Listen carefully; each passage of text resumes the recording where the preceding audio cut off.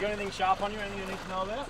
Months after being handed down, Territory Labor continues to pick holes in the government's 2014 budget.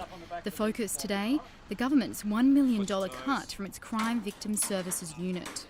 We're reprioritising our expenditure in the areas of supporting victims. Much of the victims of crime money for assaults was finding its way into the hands of the perpetrators. And how that was happening is that many of these victims of crime were victims of domestic violence. I think John Efring should start writing science fiction books rather than be the Attorney General.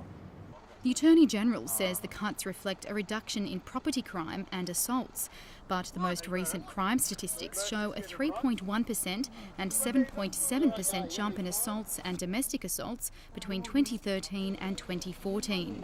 Our workload has increased drastically. You go to the Magistrates Court, the Supreme Court, the Bush Courts, those numbers are going through the roof.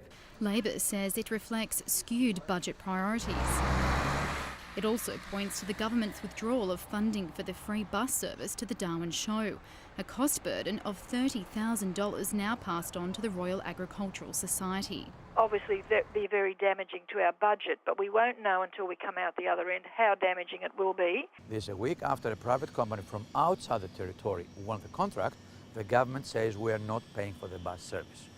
The Transport Minister says the Show Society was aware since last September of the policy that profit-making events would fund their own transport services, and it should have increased the show ticket prices to cover those costs.